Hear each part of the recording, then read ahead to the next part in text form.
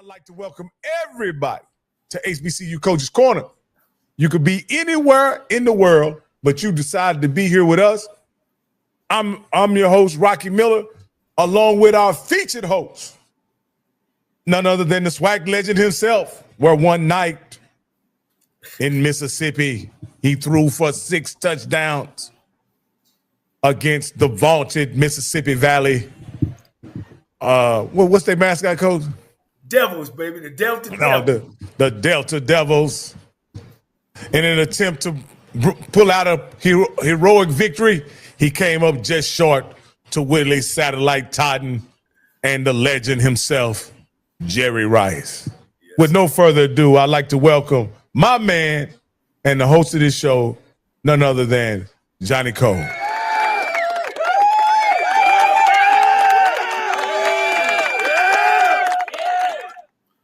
What's up, Coach? What's up, man? Hey, Coach, boy, we've been getting after it, man. And really, I was running in from, I had my first scrimmage, Coach, with my 6th grade middle school, Fees Middle School, out of Tempe, Arizona, and we scrimmaged the 8th graders.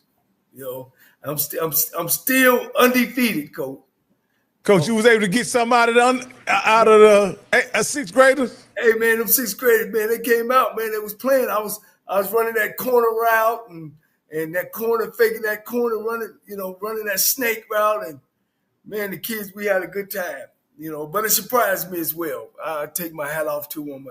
And I know they tired of me yelling at them for the last 3 days. So they showed up and showed out. So I'm real proud of them. Hey, Coach, are you going to play any defense, Coach? No, man. We just going to outscore folk, Coach. All right, Coach. Coach, we got a very special guest, and this gentleman, like all the winning coaches do. I don't know what it is about the winning coaches, Coach. The winning coaches sign in early.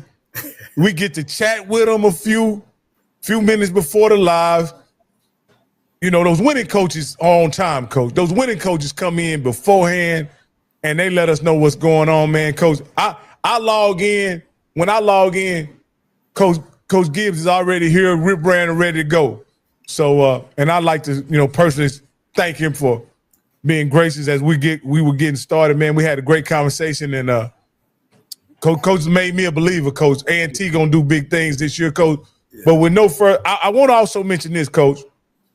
Last year, you went out to call your brothers, the Clark Fort Valley game, and again, like after you met Sam Shea, you called me up and said, "Hey, man, this guy's one of those guys. This guy is one of those guys." He says, "They lost the game, Coach, but this guy's one of those guys. I'm telling you, he's ready. Yeah. He's ready." I didn't know what he was ready for, Coach. You knew what he was ready for, but I want to step aside, Coach, and let you give him the introduction he deserved. And this guy, when you say Tremaine Jackson at Prairie View, you should say Shawn Gibbs. When you say Trey Oliver at North Carolina Central, you should say Shawn Gibbs. When you say Sam Shea at Alabama A&M, you should say Shawn Gibbs. Of course, he was in the race last year for the Florida A&M job. And, man, sometimes God work things out for you. And the thing about Shawn Gibbs, he coached at North Carolina A&T during the championship years. He coached under Broadway during the championship years. This guy know how championships look, and he has the philosophy of play great defense and we don't run the football. I had a great time with him. We had a chance to sit down and chit-chat and found out that we know so many people, man, and he was just so impressive, because at that time, I didn't even really know nothing about him. Everybody kept on saying, who is this guy Florida A&M was going to hire? He won at Fort Valley, but he the running back coach. All he ever been, this guy have been several national championship staffs. So he know what winning looks like. Now, no further ado, I'm calling him my friend now. Shawn Gibbs, the head football coach of the Aggies. Going on. Appreciate y'all having me. Coach, you sitting in that seat, man, and last year, man, a little bit, but about this time, we sitting down there going back and forth. I didn't know, you probably didn't know, I really didn't know your background. You know, you came to the forefront of the race for the Florida A&M job, right? And then me and you were talking. I admitted to you, I said, Shawn, man, I just didn't know. And then when he started, man, I've been with Broadway, man, I've been with North Carolina A&T, and then watch his team and how he took Fort Valley all the way up to winning. And I'm like, man, this guy's a championship guy, man. And I told him, I said, Coach, you're going to get that North Carolina A&T job. Just come on my show. I just don't think people really know who Shawn Gibbs is. And I ain't going to say I sure got you the job, Coach, but we just exposed you a little bit. You here, you're sitting there. I appreciate it. How you feeling, Coach? I'm feeling great, Like I was telling Rocky before the show, this is home for me. You know, North Carolina is my home state. I'm from a little town in the mountains called Black Mountain, North Carolina, and A&T is where I spent, you know, the majority of my career, 11 years here already. So it's just, I'm back home. Man, I know it's back home. Now, is your wife or family's from that area too as well? Well, my wife went to college here, and she's lived here a long time, but she's from New York. But this is her second home. Well, that's still a little closer than Georgia. Yeah. Well, Coach, man, hey, you got to bring them out to shadows, man. You got a lot of work, you know, doing y'all championship run. Y'all done some good things. The enrollment shot up. Now A&T is the largest college in the HBCU college in the country. Now you got to go and do your work. Overlooking your program, where are some of the things that you got to start with and working on as far as alumni, you know, reaching out to the community, where you are with that? Well, I think we got to put A&T back on the map, and we got to let people know, you know, exactly who we are. And they have to know that we're the largest HBCU in the world, 14,000 students. We got to let our alums know that the winning ways are coming back. And with their support, that we can get back to our championship ways. It's going to take a lot of work. It's going to take a lot of effort. But I think we have the people, we have the coaches in place to get us back to where we belong. Yeah. Now, you know, of course, you guys was in the HBCU league, I would say. Now you guys moved to another league, and as you know, being an HBCU coach, one of the things is out there, you know, we can't ever beat the white schools. You know, how you feel as far as your program of the stuff that you have to work with? Do you got the support that you got to work with, and all those things? Yeah, I definitely feel like we had the support. I feel like A&T is a gold mine, and myself and all of our coaches and all of our players are motivated by what people think of us. We know what they think of us. We know what they think of HBCU football, and we're going to go out and show the world that we are an historically Black college and university. We always will be, and we're proud of that. But we feel like we can build a program that can play with anybody in the country. So now we're going from competing for Celebration Bowl championships to trying to compete for national championships. And we're up for the challenge. We're excited about it. Yeah. Well, let me ask one more. You guys are quite naturally coming from the bottom, you know, and I guess you guys had to get in there and get an opportunity to recruit. You know, how is your recruiting going, or did you lose a lot of players? Did you have to bring a lot of players with you? Well, I brought 4 players with me from Fort Valley State, and we brought in about 20 new kids. We didn't make wholesale changes. And like I was telling Rocky, I just didn't feel like that was the time to do it. A lot of these kids here have been around here for a long time, and they've worked hard, and they just want a chance to be a part of a program that can be competitive. And we're not void of talent. Now, we don't have nowhere near the talent that we need to compete at the level that we're going, but we're not void of talent. We got some guys that can play some football around here, and we brought in a recruiting class with a couple guys that can play as well. So I think the future is bright, but I'm excited about the present, and I'm ready to see this team go play on the 30th against Tennessee State. Yeah. Oh, wow. We open up with a bomb. Go ahead, Coach. No. What I was going, Coach, I was going to ask your question since you were slow to get to it, Coach. Your question is usually, you got the job in this spring, and you had to assemble a staff. Can you talk about some of the guys you brought on the staff, understanding that you had been here before, you had lots of success? What was your strategy with hiring those guys, and what were you looking for in building the coaching staff?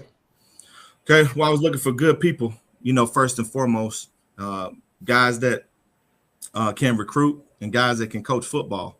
So I was able to bring my defensive coordinator, Denzel Jones, up with me from Fort Valley State, who I believe is one of the bright young coordinators in the country. So he's our defensive coordinator. On the offensive side of the ball, I was able to get Greg McGee from Howard University, a former HBCU star, former MEAC Player of the Year, been around some great football coaches. He's been mentored by people like Pep Hamilton and Ted White. So he's been a coordinator before. I gave him another opportunity, and he's done a great job so far. Our offensive line coach, Ron Mattis, has been here for a long time. I had the chance to work with Coach Mattis in my previous stint, and he's produced a lot of good players and a lot of good offenses. So, I wanted to have an offensive line coach, number one, that could keep some of these guys here because we lost a couple of linemen in the portal, with the coaching change. But he was able to keep our best offensive lineman, Corian Sharp, here because of their relationship. And our receiver coach is Coach Poole, another guy that I worked with before. He was here. I think he's a really good coach, good recruiter. He's also our recruiting coordinator, has the respect of the team. Our running back coach is a veteran, Keith Henry, been around on multiple levels, coached at the FBS level, the FCS level, Hall of Fame player at Catawba. His wife is an Aggie, so he's got a lot of ties to the university. A tight end coach, Alex Purviance, was on the staff before. He was on the defensive side of the ball. We switched him over. He's a young coach, William and Mary grad, that I think has a bright future.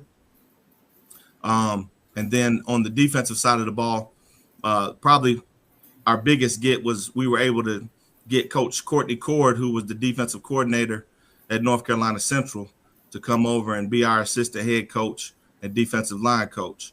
And he's, in my opinion, one of the top defensive line coaches in the country on any level, one of the best in the business. And I hope that he gets an opportunity soon to be a head coach because I think he's more than ready for that.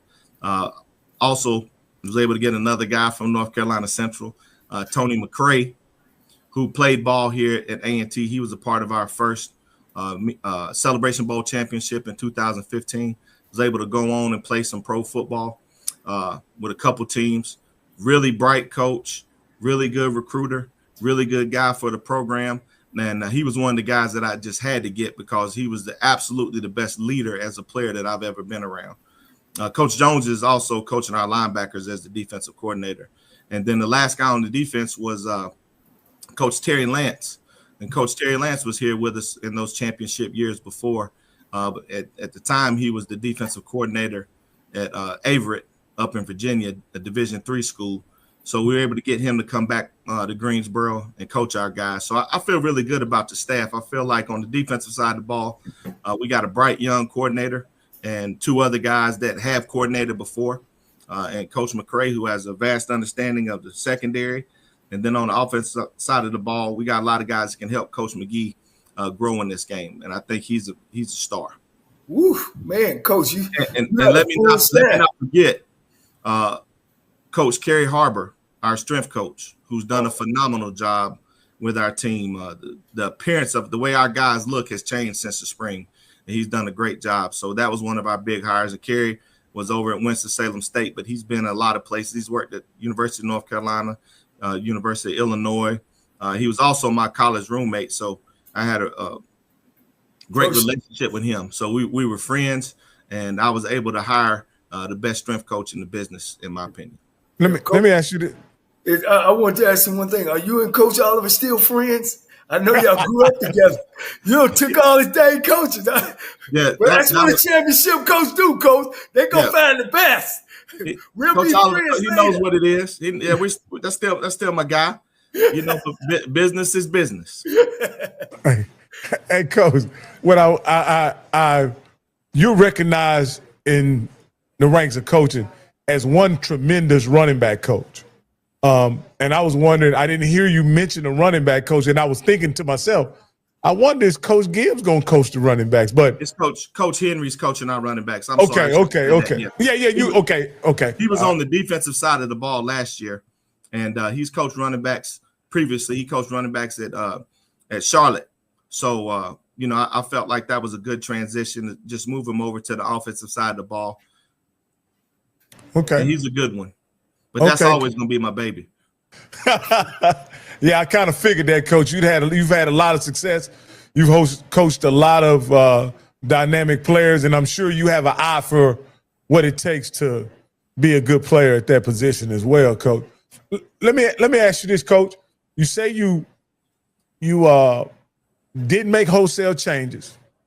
You're happy with the talent that you have there now, but you know you need some improvements. What is your message to these guys that went through 2 terrible seasons at A&M to get them jacked up and ready to go for this next upcoming season, understanding that they are intricately a part of what the recent history of this program is? Right. Well, number one, you got to be tired of it. You got to be tired of it. Right now we're the laughing stock of our conference. We're the laughing stock of HBCU football. I looked at a poll. I usually don't, look at Twitter and stuff like that, but my video coordinator sent me a graphic the other day, and they had us ranked dead last in 8 out of the HBCUs, and I was just like, wow, how did y'all forget? But they got to be motivated. We got to be motivated. I don't think that these guys don't have talent. They just need some direction, and we got to become a team. I don't think that we played as a team the past 2 years. I don't know if the culture was what A&T should be, and that's not me talking about any coach beforehand. I'm just saying I know what the culture is at A&T, and it's all about selfless football. It's all about being physical. It's all about playing fast. It's all about playing for the Aggies. It's about Aggie pride. And Aggie pride is not just something that we say, it's something that we live each and every day. So I think these guys are ready to go, and I'm excited. We've had a good fall camp. I didn't love our spring. I came out of spring scared, but this fall camp has been good, and we've made a lot of improvements. So we'll see what that means on August 30th against a great Tennessee State team. Yeah. Well, those are 2 premier programs that have started. Of course, Tennessee State is coming off of a championship year. Coach, do you guys still? I'm surprised you guys used to open up with North Carolina Central. You guys still have the Eagle Classic? Yes. Yeah, we play them. They come here this year. Okay. They come here this year. So I think something that's great for our fan base is we get a chance to play 4 HBCUs here. Well, not here, all here, but we play Tennessee State in Nashville. Then we play Hampton, which we'll play every year because they're a conference school. We got North Carolina Central, and somehow we got South Carolina State for homecoming for GHO. But it's going to be fun. It's going to be fun. It's good for the fan base. It's going to be a good challenge for us. Yeah. Well, Coach, that's why they got a championship coach. You better take it on. In your recruiting, now we've talked to several coaches. Some coaches have collective and, not necessarily NIL, but collective. Do you guys have a collective? Yes, we do. Man, we do. And we're working to build it because we know we have to be competitive in that space. But like I've told all the alums in our administration, for me, my philosophy is probably a little different than most. I'm not really that interested in going out in the transfer portal and throwing money at a whole bunch of guys. I think that we need to do what we can do to keep our good players here because guys don't want to leave A&T, but if they get offered some money somewhere else, we got to be able to counter that offer and give them something that's attractive so that they can stay here. Wow, that's pretty good. Now, did the portal hurt you any with some of the players who's there, or did y'all lose some guys that you thought maybe could help you this year? Yeah, it did. But the majority of them left before I actually got here. But we lost some good players. There's a running back, Kenji, transferred to Toledo, I believe. Prunty, who is probably a pro corner, he transferred to Wake Forest. Lost a receiver to Memphis. Lost the offensive lineman to NC State.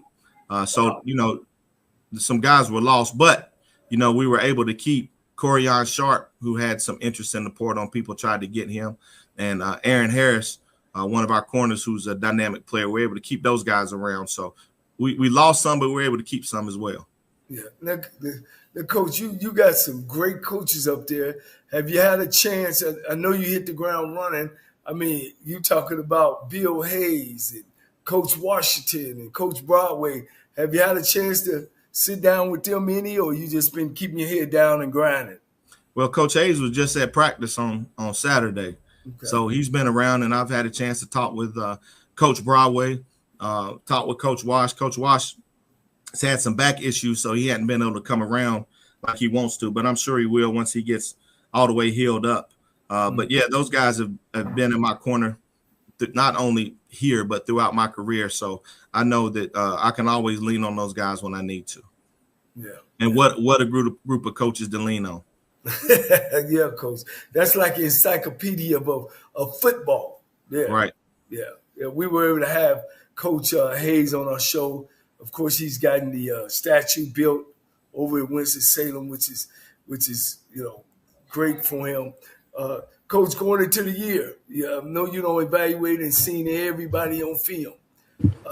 You've been on a national championship at Grambling. You've been on a national championship at A&T.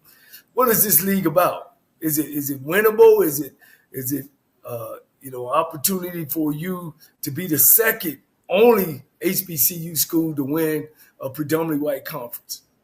Well, it's a good league.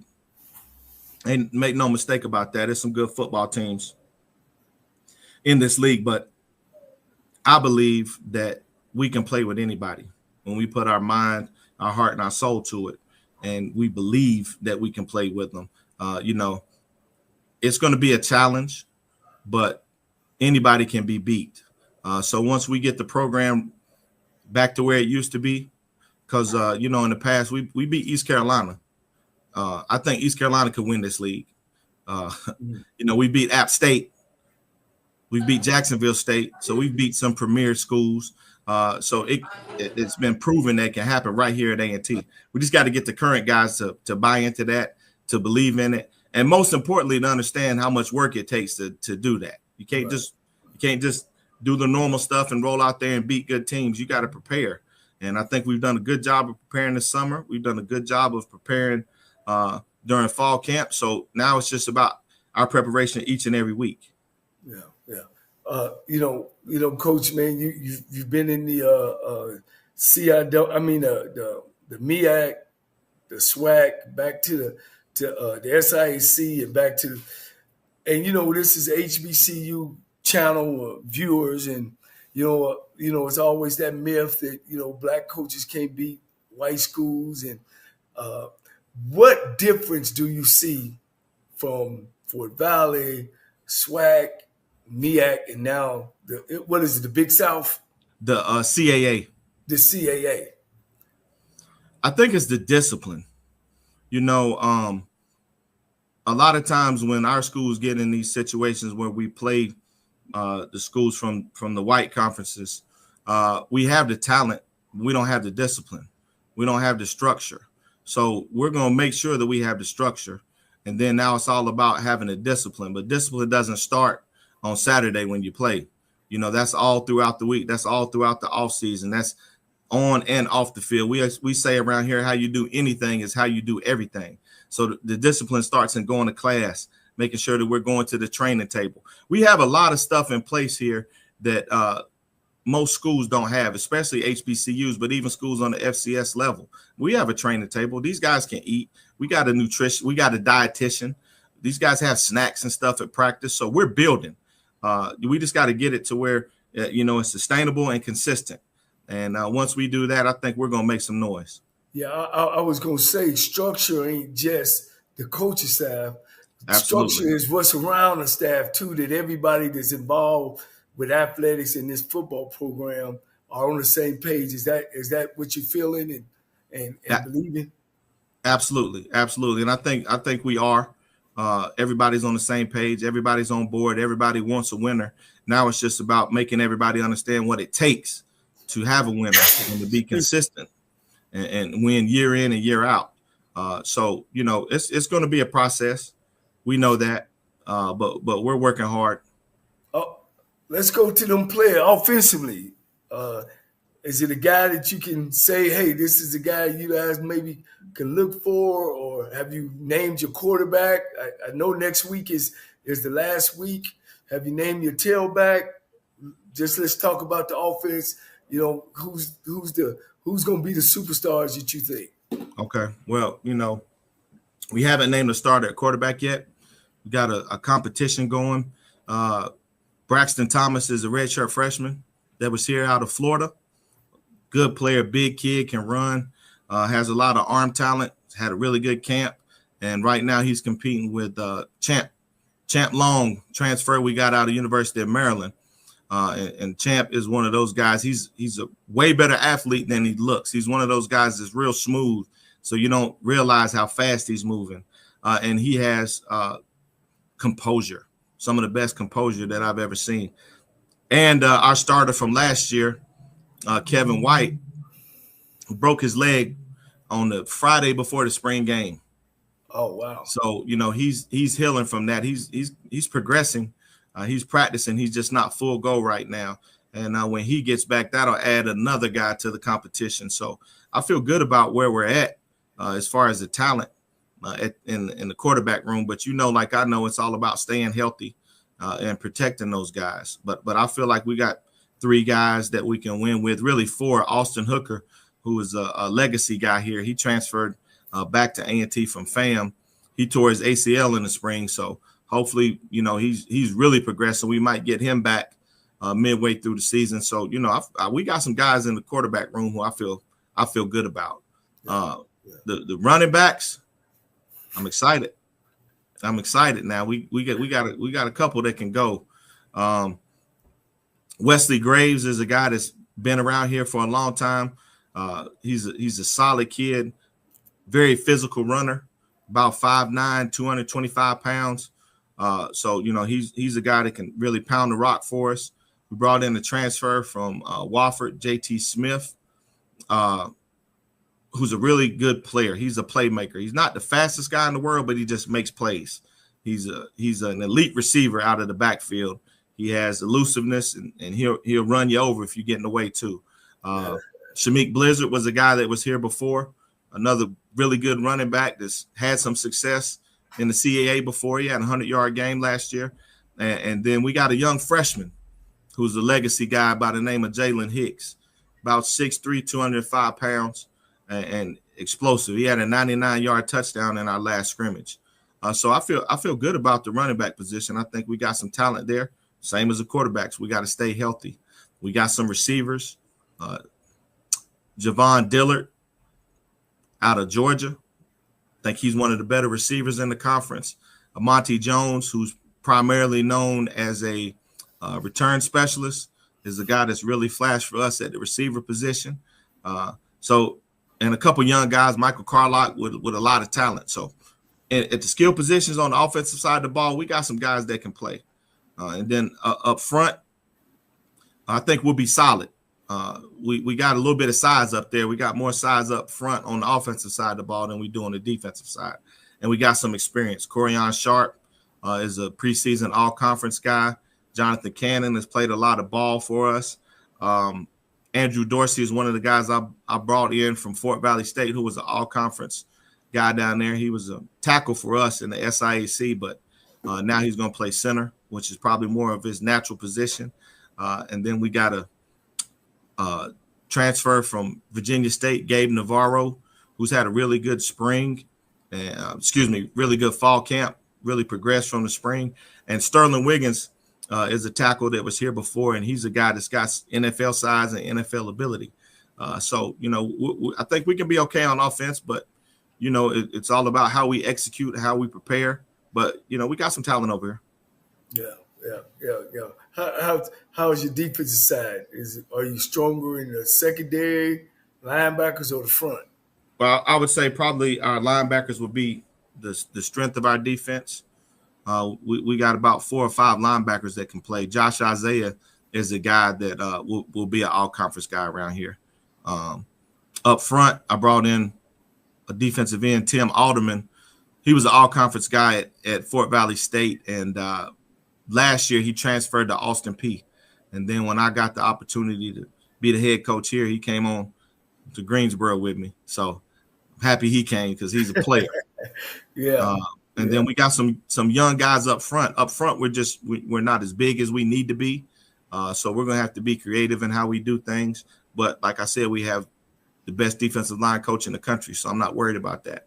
Yeah. And then in the secondary, we got some talent. Aaron Harris, Trey Mittman at safety. We moved a couple guys from offense to defense this fall, and they've been a pleasant surprise. Cam Dalrymple, Daniel Coles, Corbin Wilson are all former offensive players that are now on the defensive side of the ball, and they have the skill and the size to really be good players for us. Yeah.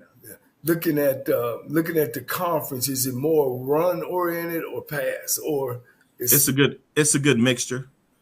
Depends on the team you're playing, but like Rocky and I were talking about before the show, in this conference we got teams in Maine and Rhode Island and New York. So at a certain point, it's going to come down to running the football, because if it's snowing and windy and all that stuff, you got to be able to run the football. So we know that these guys are big and they have the ability to run the football. So we got to get where we can stop it and be able to run the football ourselves. Yeah, I know that part of the country where North Carolina A&T is. Are y'all going to do some flying, or y'all mostly don't do busing? We're going to be flying.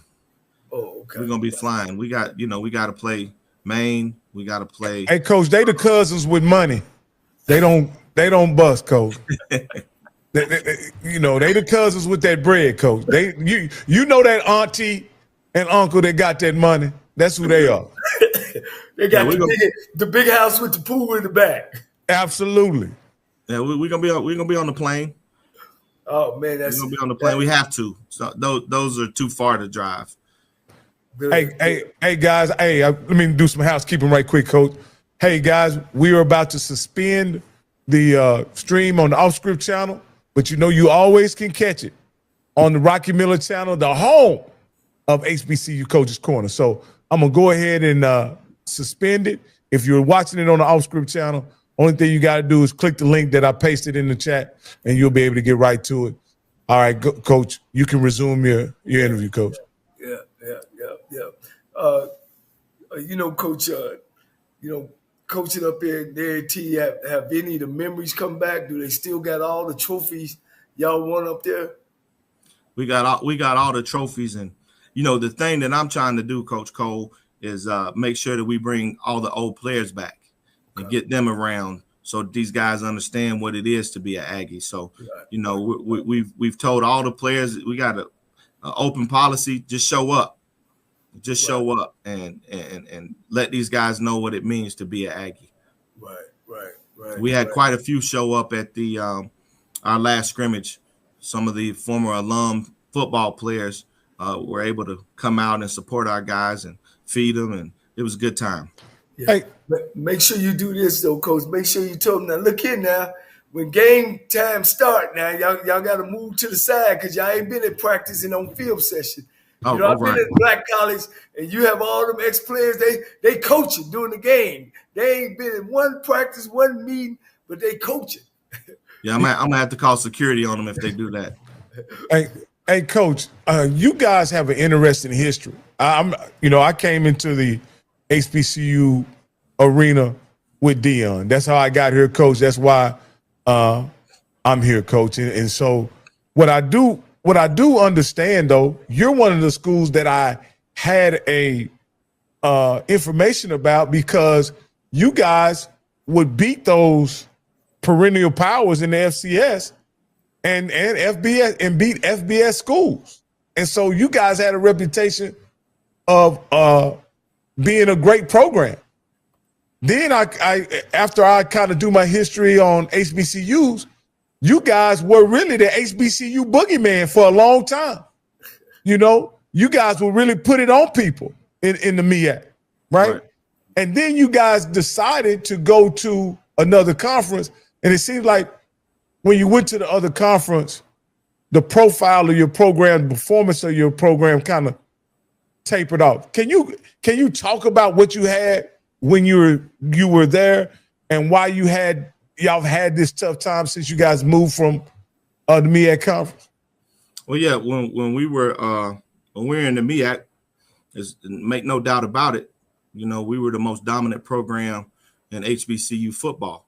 If you look at the past 10 years, we got 4 Celebration Bowl victories. So we've been there and done that. Now it's time for us to move on to bigger and better things. And when we talk about having success in other conferences, and Coach Washington's last year, they were 7-4 and they played for the conference championship and ended up losing that game to Gardner-Webb. And then after that year, we moved to the CAA, where we've had absolutely no success. But when you're talking about a profile, I think that we're in a unique situation where once we get back rolling, I think we can increase our profile from where it was before. We won't have, you know, the Celebration Bowl as a platform, but I think we're able to expand our brand into other markets throughout the country that have no exposure to HBCU football. They don't know nothing about HBCU football in Rhode Island or Maine. They don't know a lot about it in New York. So, you know, we're going to show them a brand of football that I think can be appealing and attractive to athletes and students up there, because it's not just all about football. It's about growing the profile of the university. And like I said, we're the largest HBCU in the world, 14,000 strong and growing. And we have no plans of stopping. So in other words, Coach, let me get this right. Y'all had dominated the MEAC and HBCU football. Dominated it. And y'all were just looking for the next challenge. Needed another challenge. Yeah. What do you think about that, Coach Cole? Well, I was going to ask him about, I know, did you finish from North Carolina Central, right? Yes. You and Trey. What is the mystique of A&T? What about when A&T was in, they were Division II in the 80s, and then they moved to, have they always been a winner? Because one of the things, I just want to bring you, Ian Gibbs, we always talk about blue bread programs. Your Gramblin's, your Jackson States, your Tennessee States, your Florida A&M that were winning back late in it. Where does A&T fall in that realm? I'm familiar from the 80s on up, but I'm not familiar after that, back in the 70s and 60s. You know, first of all, I think it's worthy to note that the first player drafted from an HBCU was an A&T guy by the name of Robert Stonewall Jackson in 1950, drafted by the New York Giants. So, you know, it goes all the way back to 1950 with that, with our success. And we've won championships in the CIAA, won championships in the MEAC. So I feel like as far as the HBCU program, we are a blue blood. And modern day, we are the blue blood. And that's what we got to get back to. That's very important. It's also important to let our audience know, because like you say, up in Maine and Connecticut and places, you know, people got this thing about HBCUs and you know, we don't have enough helmets or shoes, or that's not A&T, and probably never been that at North Carolina A&T. That's definitely not A&T. Hey, Coach, another point of interest for me, I don't know that I'll get a chance to talk to you before you guys play NCCU, but that game last year went viral. Well, I guess after the game it went viral because someone you know very well made a point to reiterate a 66-27 victory that NCCU had over A&T. Coach, are you going to ask your good friend to take it easy on you this year and try not to put 66 on you? You know, Coach Oliver is always going to be Coach Oliver. he's one of the best coaches in college football, and he has an elite program right now in HBCU football. So we have a tremendous amount of respect for Coach Oliver and his program. But right now we're focused on Tennessee State. We're not even worried about any other program in the country right now. We got to stay focused on Tennessee State. But when we get to that game against North Carolina Central, then we can revisit that. Yeah.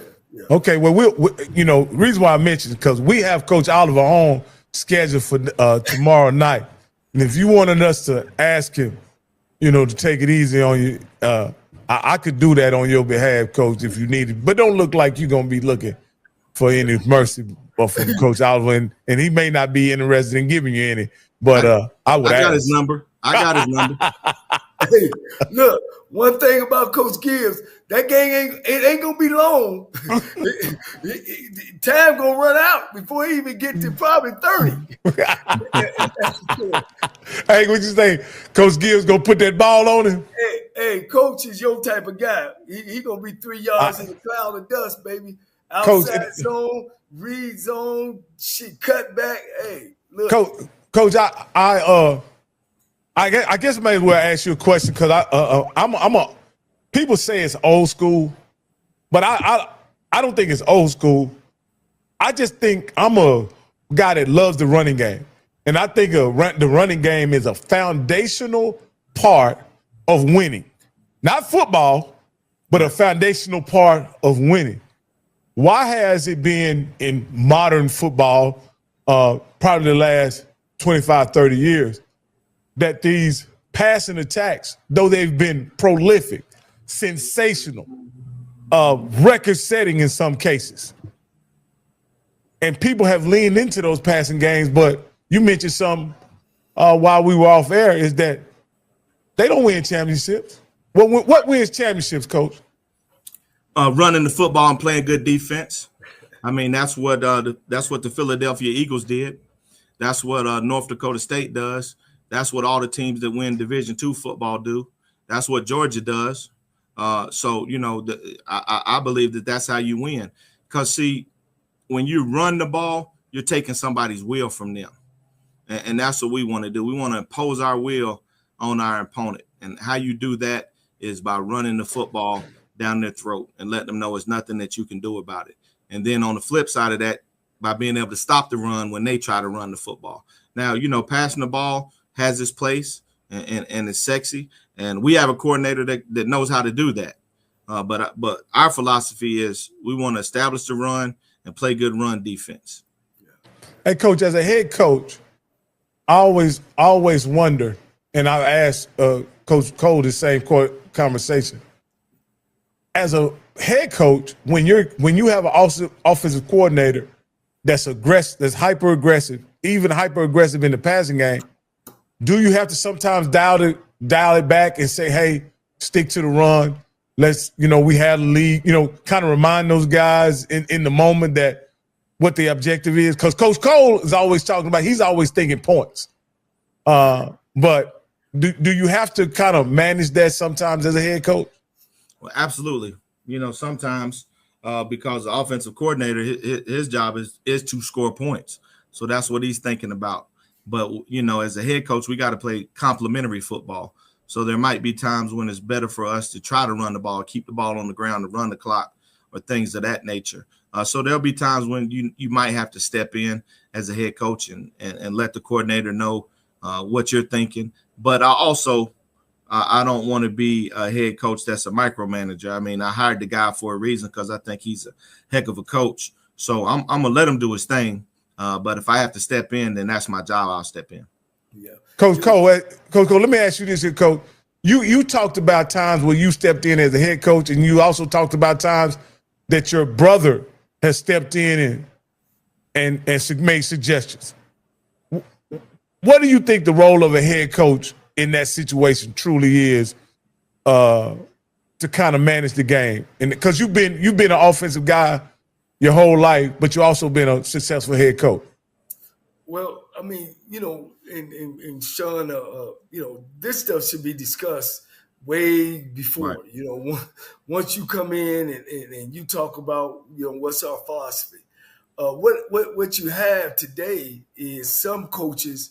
Shawn's a championship coach. He, like he said, yeah, my guy can spin it, but this is my show. You know what I mean? And I'm pretty sure he's talked to him about it. You know what I mean? And same thing with me. I'll come in and say, this is what we want to do. This is what we want to do on the defense side of the ball. And you kind of get them things out the way. And that's why a lot of times, and Shawn appreciates this too, you can't hire your friend sometime right up underneath you unless he got the same philosophy that you got. Because during them game time, and it can get real ugly down on that football field. I tell you, we playing in the championship game with LC, Shawn, and LC my brother, and it's 4th down and 1. And hell, Shawn, I had 3 guys on my offensive line played in the NFL, and it's 4th and 1, and they up 34-19, and we down like on the 12. And, I'm ready to call. We going to run that power. You know about that power, coach. Right. That's God's play. That's God's play. And and we called timeout, and the kids was like, man, coach, we know what it is. And my brother happened to call up top, and then the defense coordinator said, no, man, let's kick it. And my brother said, we going to kick it.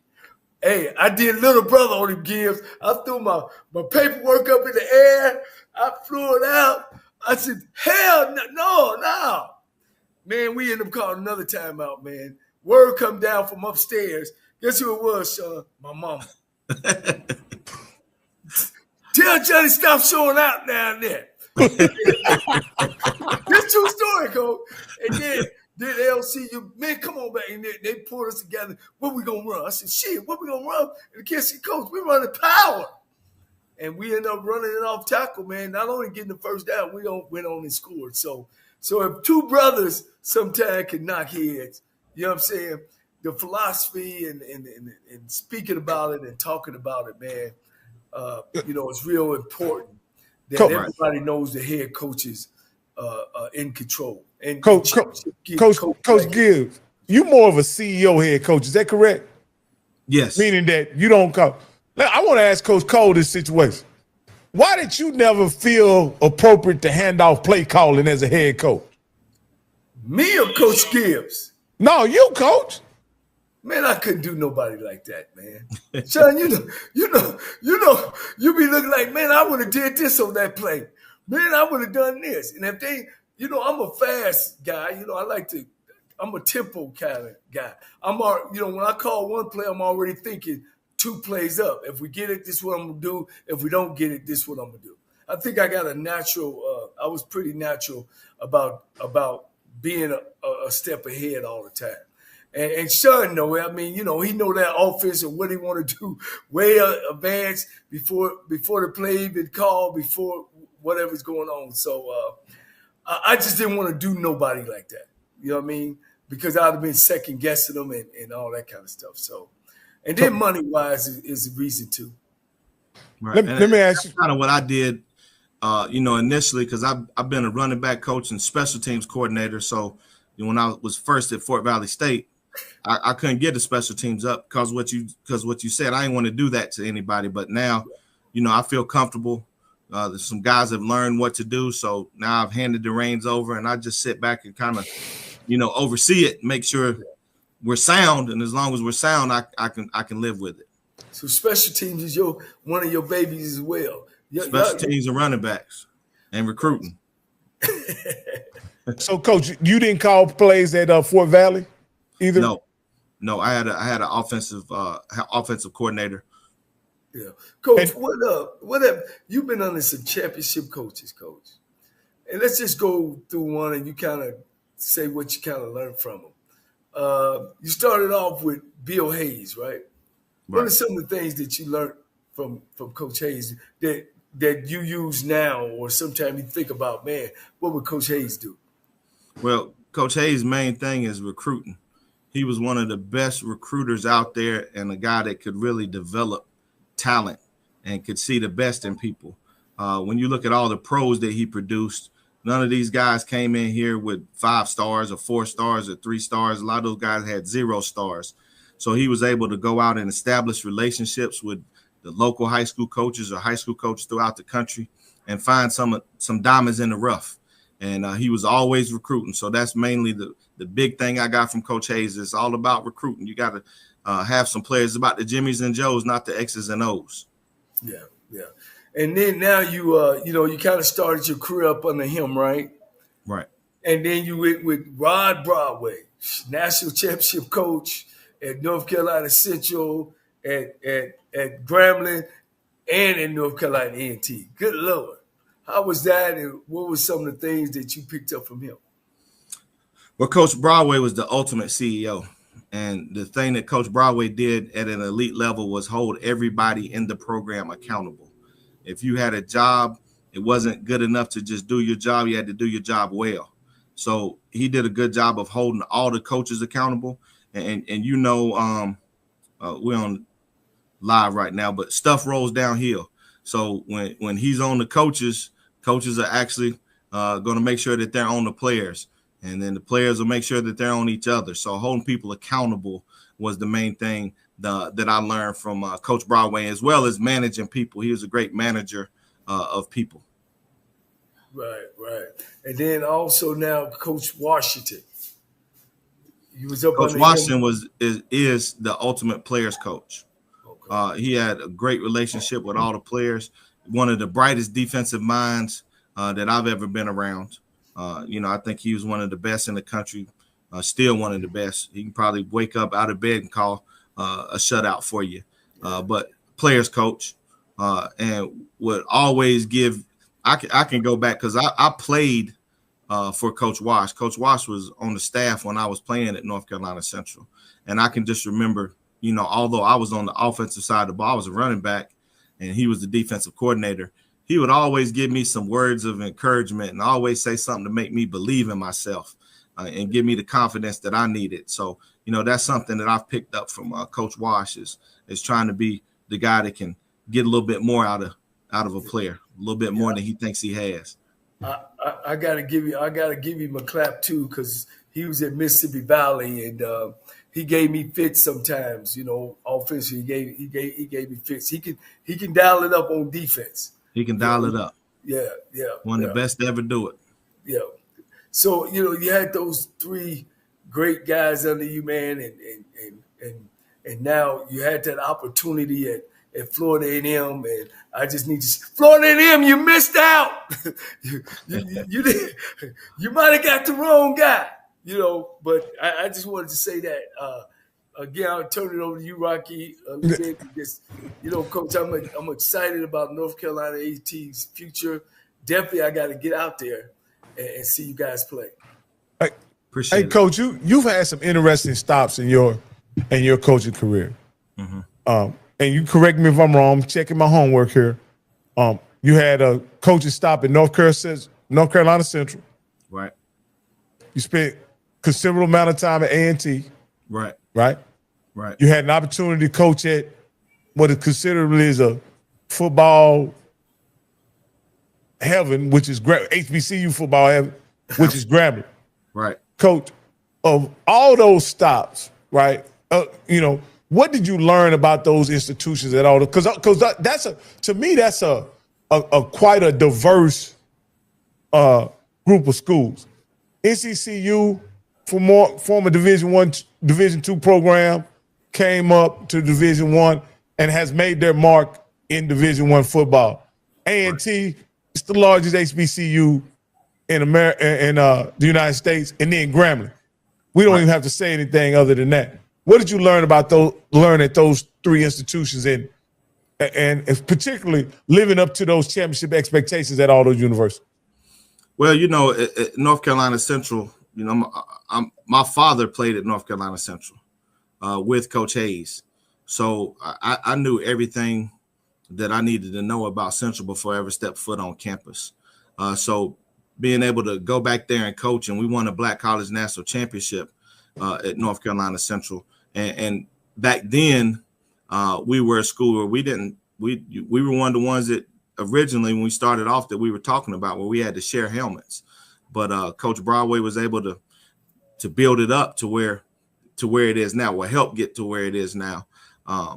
But, you know, just the family atmosphere that was at Central was something that was in me, you know, from a young age. And then I was able to go to Grambling, and, you know, it ain't nothing like Grambling. It ain't nothing like Grambling when you're talking about Black college football and the legacy and tradition, and Coach Eddie Robinson and all the great players that played there. So, you know, that taught me about legacy and what it meant to be a G-man. And then to come back to A&T where I started, and we were able to do some great things here.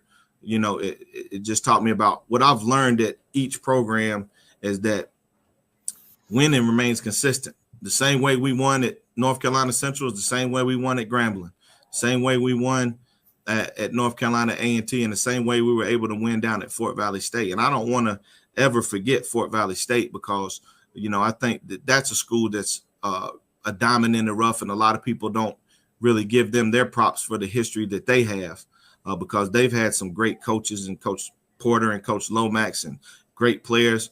They got a Hall of Famer. They have a lot of pride. They have a lot of tradition. But the thing that's common amongst all those schools is pride. Like, people love the school.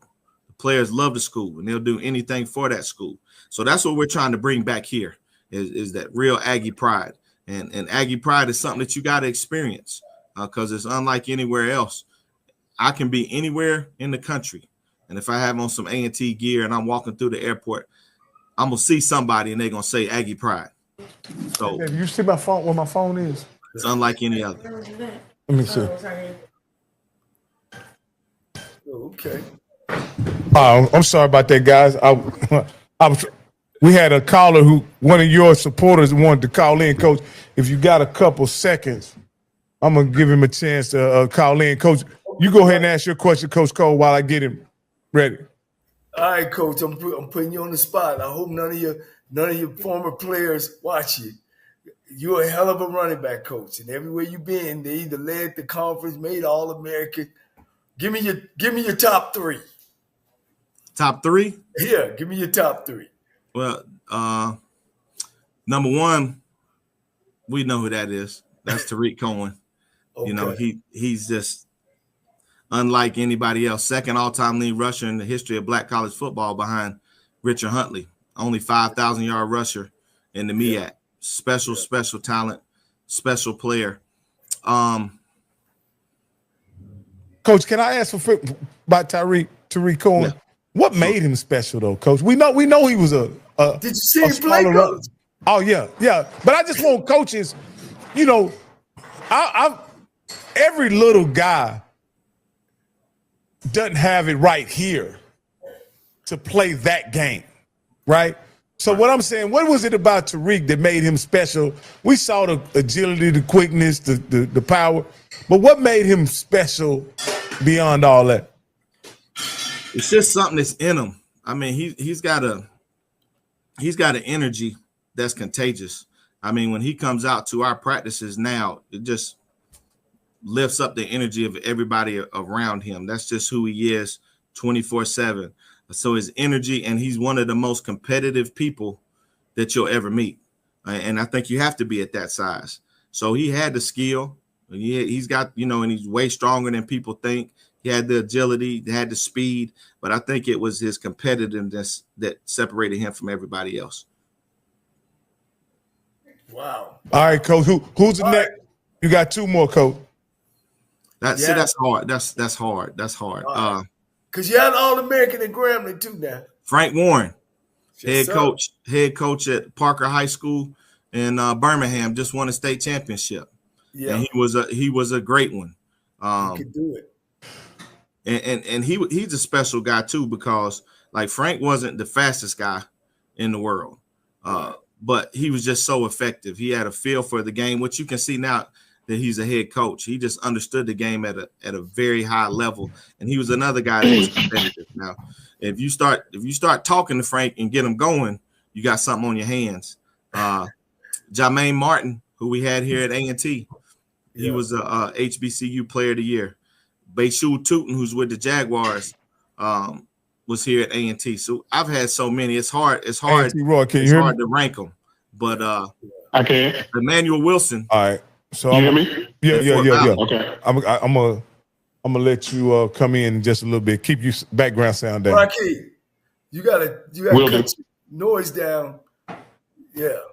Oh, y'all can hear me? Yeah. I'm sorry, guys. Yeah. I apologize, Coach. That's I cool. didn't mean to interrupt you. I thought I had you off. Did you get a chance to finish, Coach? My apologies. Oh, the last one I was gonna say was Emmanuel Wilson, who's with the Packers right now, is special. So it's hard to rank all those guys. If I had to rank them, I would probably go Tariq number 1, probably Emmanuel Wilson number 2, and then Bayshul Tootin and Jermaine Martin tied for 3. Coach, last question about running back, because this is what I like.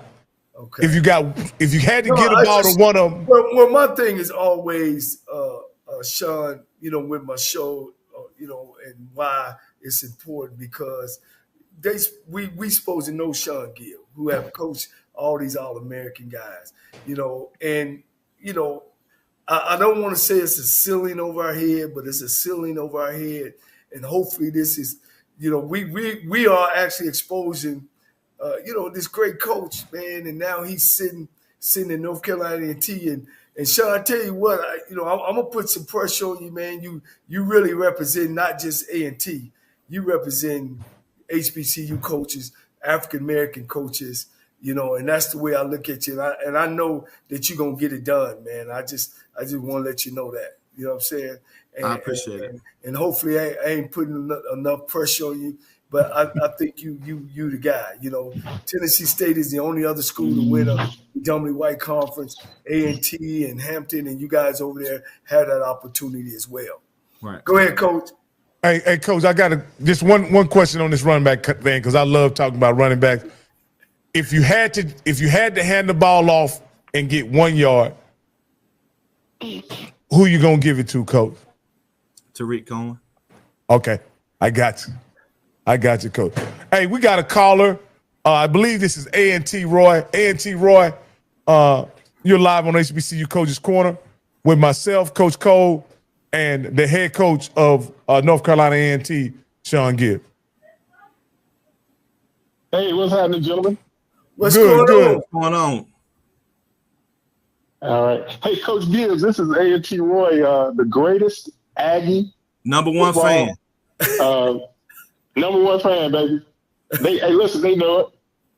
So, Coach, I've been telling these guys that it's a new day in Aggie land. That the enthusiasm, the buy-in, and the program is a whole different thing than what we've seen in the last 2 years. Yeah, I think that well, number 1, the fan base has been, I can't even put into words how supportive they've been of me and my staff. And then the players, they're ready to win, they're ready to work. So now we just got to go out and get it done on the field. That's what it's about. We got all the support in the world. People want us to be successful. Now we got to go out and do it. Yeah. Hey, is this your first time on the show? Is this your first time on the show? Oh no, Coach Cole. Remember, I called in maybe last week, a couple other times. So let me say this.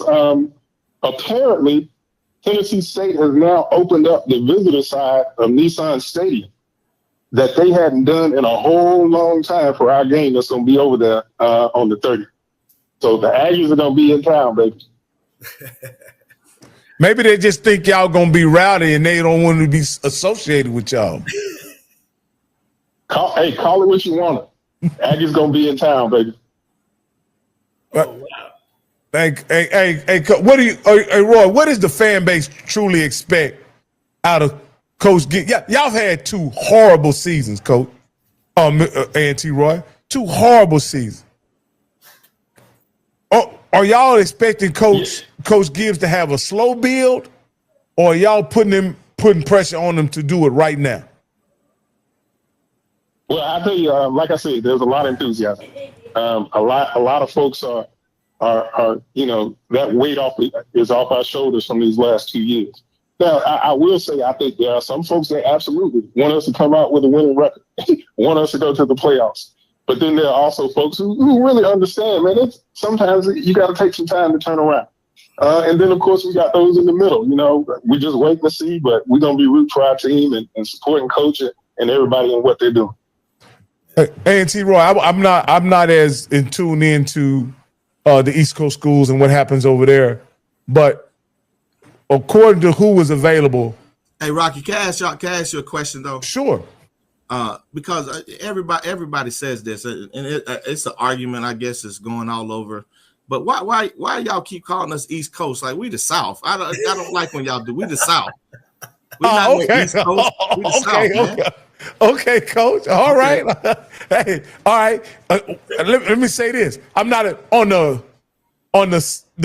southeastern part of that's the United States. I'm not as tuned into that area. East Coast Coach. is New York. We the Southeast. All right. Did y'all get y'all guy that y'all targeted in the hiring process? That's what I want to know, because there was a lot of fanfare, a lot of celebration. Twitter was crazy when Coach Gibbs was selected as head coach. But I was just wondering, sometimes that's a lot of pomp and circumstance just to make the new guy feel kind of special and good, or was he your guy? You asking me that? Yes. Well, I tell you, a whole lot of people say yes, he's our guy. And let me say this: I think, and this is just coming from me, because Coach Gibbs had only had 1 year of head coaching experience when we first had the job open. That probably played a role in why he didn't come back, but he didn't get back. But got down there and did well. Opportunity came, man, and we went after our guy, because there were a lot of folks before saying they wanted him to be the coach, and Tariq Cohen being one of the big ones, Jermaine Martin being another one. So yeah, I think that kind of played a role in it. But man, listen, with what Coach Gibbs had done and did when he was at A&T before, the success he had, especially with running back U and some of the coaches he brought back, man, we got championship coaches back on our coaching staff. We got Coach Washington as I think going to be a consultant. Man, we are over the moon in Aggieland, and we're going to support. Like I said, we're going down to Tennessee State. G-Ho sold out the rest of our tickets in less than 2 hours. So yeah, man, we're going to support this thing, and we're going to do what we can do. Hey, ask me, what you call him? What's his name? Big Aggie? Why I can't hear you. Say that again. What you call him, Rocky? A&T Roy.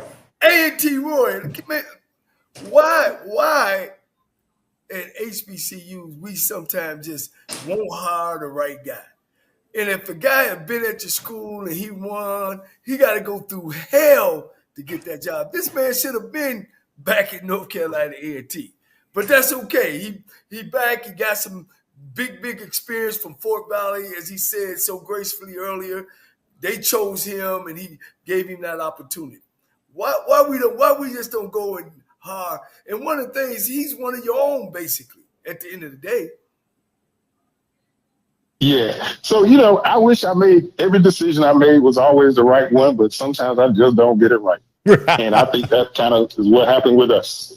Yeah. And the reason why I asked that, A&T Roy, the schools north of A&T, they hire celebrity coaches. They didn't get a career coach with experience in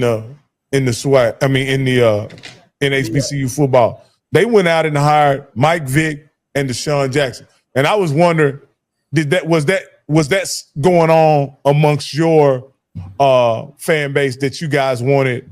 I don't know who you guys could have hired. Cam Newton, maybe, I don't know. But did y'all have some of that going on amongst your alumni and supporters? Hey, Rocky, before I answer your question, man, can you move a little bit to your right so we can see that A&T lock? Oh, my bad. If you show that A&T lock, your background will pop a whole lot better. You're going to move to the right so you can see. They all there, man. Going. No, keep going, baby. Stay right there. Hey, man. Leave that up. Hey, listen, I don't think we've had that conversation in Aggieland, man. Listen, we're an institution unto ourselves. We're the largest HBCU on the planet. Matter of fact, in the universe. We are growing leaps and bounds. Man, we had 52,000 applications for North Carolina A&T. Our engineering program is like no other. So, yeah, we don't have to go down that road. We're not Delaware State, Norfolk State, that, in my opinion, they needed that kind of shot in the arm. We don't need that. What we need is what we got. We got a championship coach. We got a lot of backing behind us. All right, Roy. Hey, Coach, thank you for calling in, Roy. And we're going to get Coach out of here so he can get back to work. But thank you for calling in, Roy. All right. Thank y'all, man. Move. Hey, you still blocking that lock? Hey, man, you'll be all right. All right.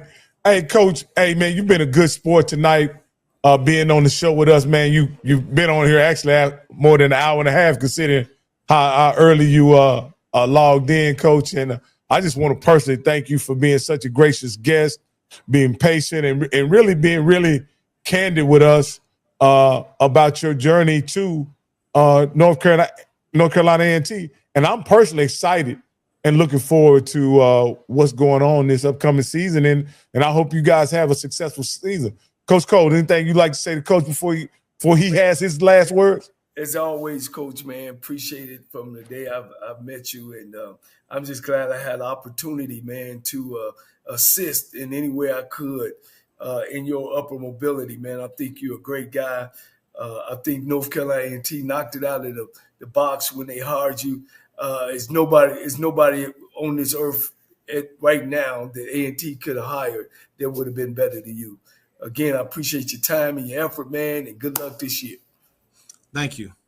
And I want to thank you guys for, number one, having me on the show, but also for doing what you guys do, because we need as much exposure as we can get for the culture. And it's always going to be about the culture. Yeah, we're in a predominantly white conference now, the CAA, but we're always going to be a HBCU, and we want to make sure that everybody understands and respects that we're going out and we're representing all of us in every game that we play outside of HBCU football. Same for everybody else. So not only us, but everybody, we got to up our game. We got to make sure that we're supporting our schools. If you want to support North Carolina A&T, you can go to AggieBoosters.com and help us out. But let's make sure that we're supporting all of our schools so we can get the culture back to where it needs to be. All right, Coach, and I'm going to put that link in the chat so that everybody can make that donation. It's important that we support all of our institutions, Coach. I can assure you that I'll make a donation to the Aggie. What it says, Aggie Boosters. AggieBoosters.com. AggieBoosters.com. I'm gonna put the link. I'll make my name will be on the roll. And I may even go in there and ask my wife for a few dollars too. She may got some she can throw in there as she's a HBCU alumnus, Alabama A&M. So she's a supportive as well, Coach. So, but yeah, Coach, I want to thank you, Coach. And Coach Cole, you didn't get a chance to ask your questions, Coach. You off your game, Coach. You usually ask, why should, if I got an 18-year-old young man, why should he choose North Carolina A&T as his home for the next 4 years and beyond? Well, I mean, it's a bunch of reasons. Number one, because like we keep saying, we're the largest HBCU in the world, 14,000. Anything that you can accomplish has already been accomplished here. You want to run for president of the United States? Okay, Jesse Jackson. You want to go to the moon? You want to be an astronaut? Ronald McNair. You want to make it to the NFL Hall of Fame? Elvin Bethea. You want to be an All-Pro? Tariq Cohen. Anything that you can achieve in life has already been done here. So you can do it here. And we provide an environment that's made for you.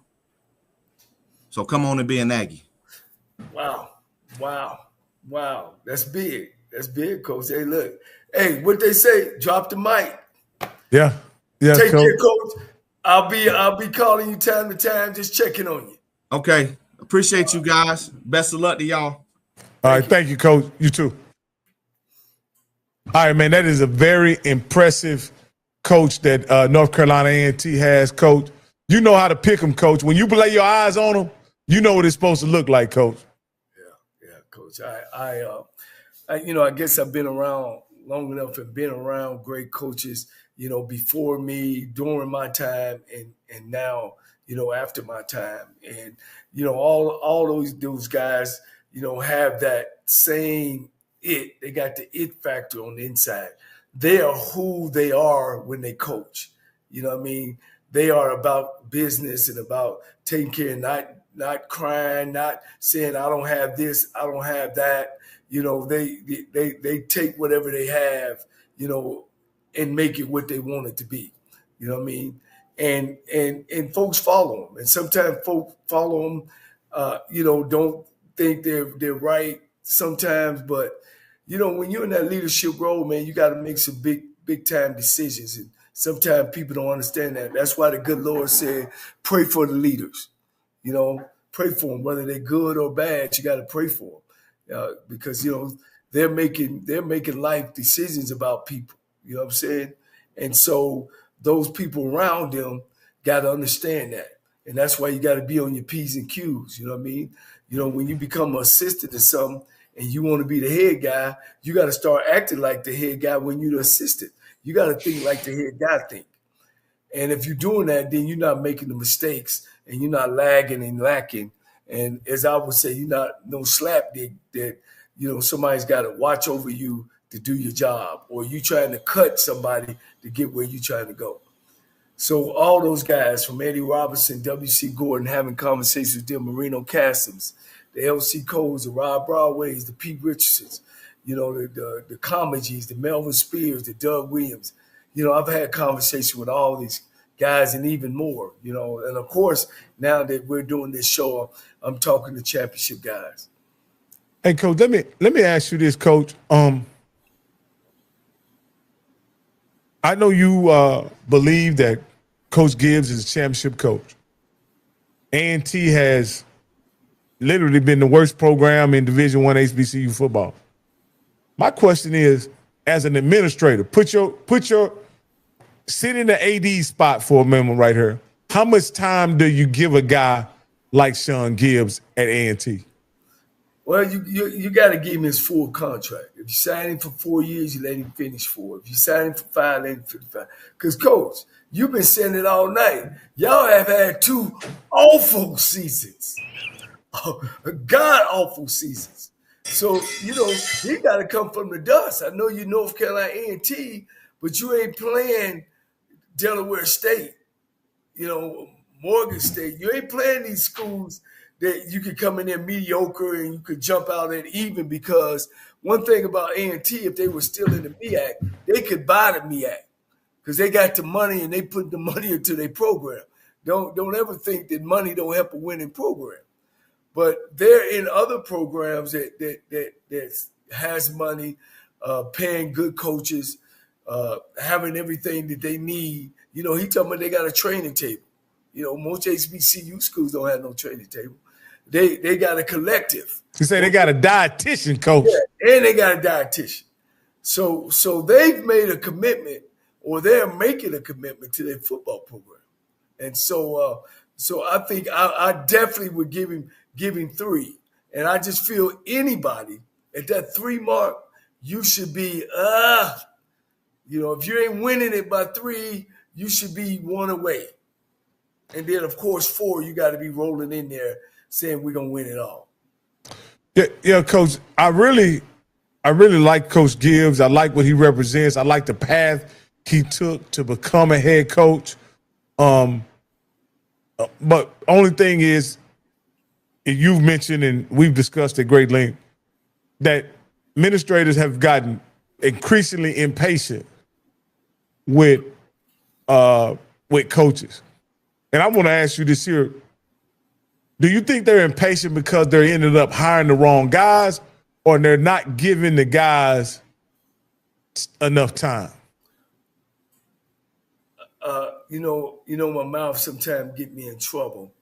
But when you don't know the game, then you don't know who to hire. You know what I'm saying? That's a bar. Hold up, Coach. Hold up. Repeat that again. If you don't know the game and what you need in your program, then you end up hiring the wrong guy. You know what I mean? North Carolina A&T need a championship coach. We want to win championships. How many championships does this man got to be on? Prove that, yeah, if you gave me the ball and I'm in charge, I can take a team and lead them to a championship. And that's what he done. Whether it's irrelevant on what level he was on. You know what I'm saying? So when you don't know that, then you out there with the fanfare, and you're in the decision making chair, and you don't really know the game, then you really don't know your program. Where's our program at? Is it, I think perennial losing programs, you got to go hard winning championship, coach. If you want to win, you can't say that, oh man, I ain't gonna be able to get him, because we can't pay no money. I think that's just not true. You might have to get an older guy.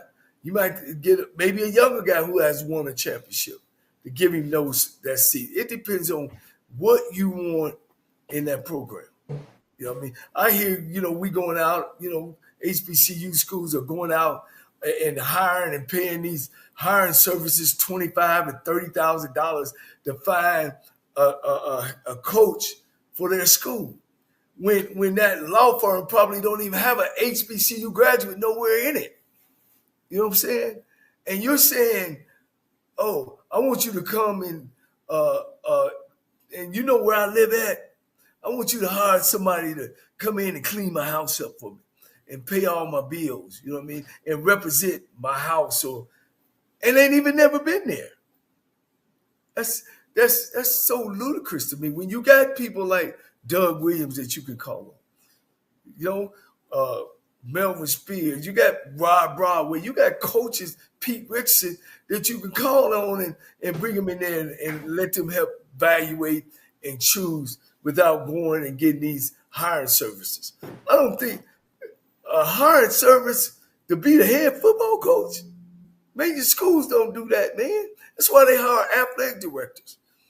Presidents stay out of the way. Coach, do you think a guy like Bill Hayes or somebody like that, or Washington, who has maybe the ear of the AD or something like that, can assist the AD in picking the right guy? Especially if you don't know football. Yeah. Unfortunately, man, several schools have went out and got these hiring services, man, and they're not good hiring services. You know what I'm saying? Where the AD, I know AD, what my man down in Prairie View? Golf. AD Golf, right. I remember he talked, he knew. They helped him get on at Prairie View as an athletic director. That's a whole different, that's administrator. And so he played a major role, and he actually gave them the people who he wanted to hire. Not them go out and find nobody. No. These are the guys I want to talk to. Bring these guys in. And all of them was championship coaches. Chennis, McNair, Tremaine Jackson. You know what I mean? All these guys have won championships. It goes back to what happened at Florida A&M more than when Coach Gibbs was going through his situation. They ended up spending what, $70,000, $80,000 just to hire a guy that was already on their staff. Like the athletic department could have used that money, right, Coach? Shit, I'm telling you, Coach. They went through a hiring committee, paid them, let's say $50,000, because I'm sure they paid them somewhere around that, right, just to hire a guy that was already the interim coach. Yeah, Coach. I mean, it's so. Hey, Coach, we could have done that, huh, Coach? Let me give you the story of St. John's, how they hired Patino. The AD came in. St. John's is a basketball powerhouse, used to be. Mm-hmm. Yeah. And they want to get back there because that's money. Same thing, University of Miami. Same thing as Florida State. And the AD told his committee, y'all give me 20 names. And when he looked at the 20 names, and this you can read about it, He looking at all these guys. You know, ain't none of these no championship guys. What did he do? He went to the president and asked the president to talk to the board and say, this is what, if y'all want to win, we need to go get this guy Patino. And he went, and they gave him okay. He went and talked. Same thing as Colorado getting Deion Sanders. Same way, Coach. Same thing. Deion wasn't on their list. He wasn't on the AD's list. He took a chance. You know what I mean? And so, hey. Now, Sergeant is saying that's not what happened at A&M. This is the point I'm making. I don't know the exact process. My point is they hired a hiring firm and ended up hiring Cozy. That's my point. That's the only point I'm making. They hired a hiring firm. We know that the AD tried to hire Coach Gibbs.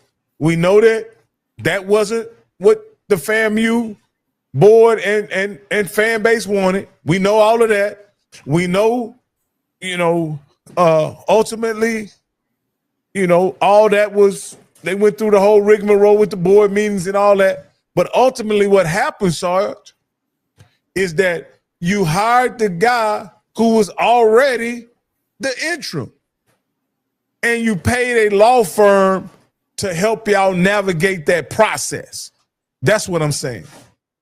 When you could have used that money that you paid the law firm to buy helmets, shoulder pads, water, Gatorade for your athletic department. That's all I'm saying. And if the AD knew football, it was the right hire. I wouldn't reject that hire. You just came off a national championship team. I would have let him clear the house and hire his staff. Now I would have done that with Coach Cozy. Coach Cozy I don't think he was a bad choice. He was right there. He was the right hand man of Coach Simmons.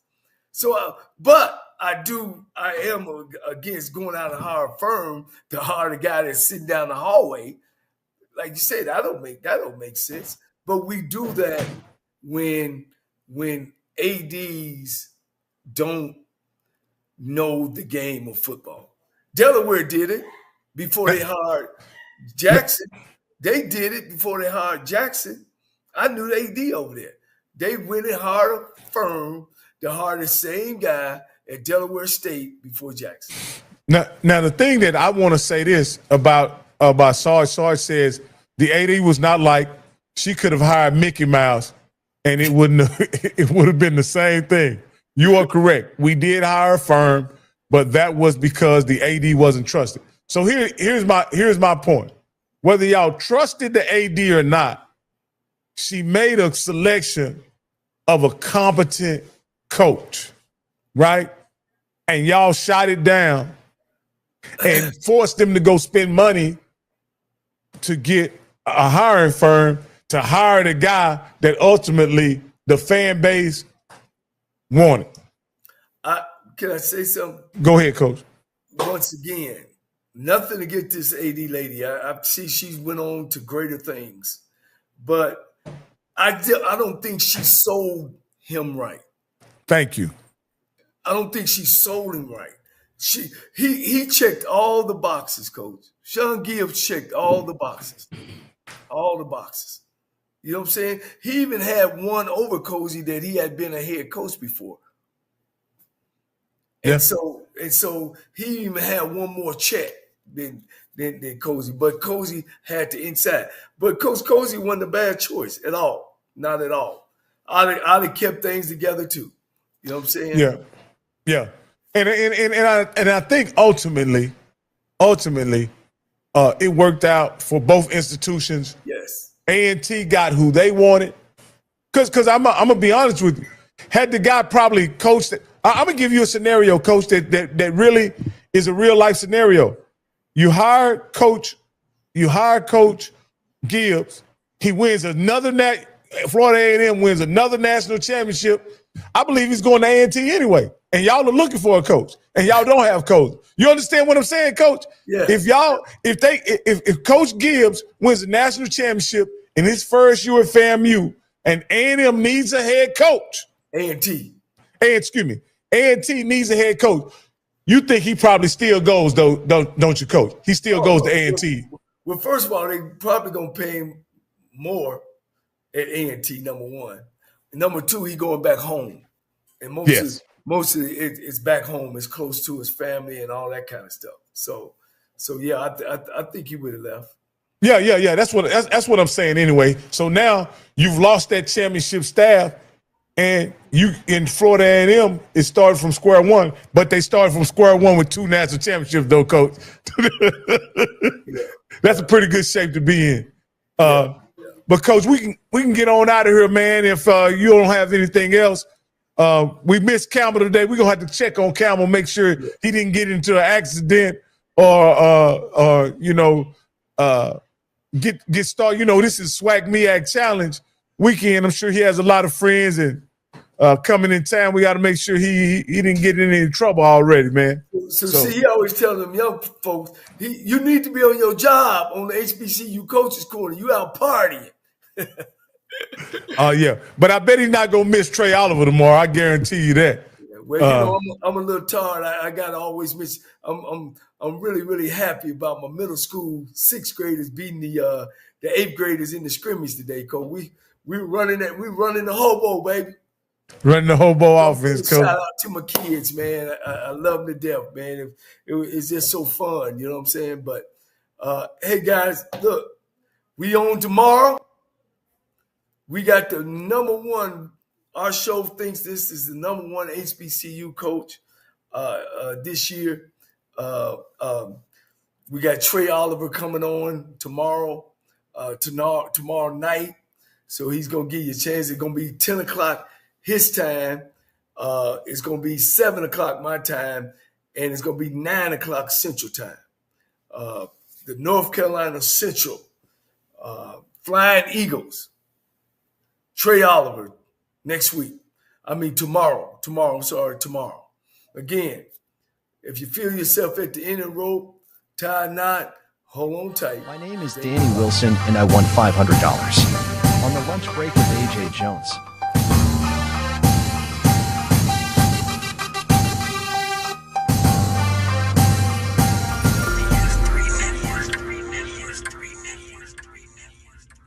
BS3 Network. Changing the way you watch TV.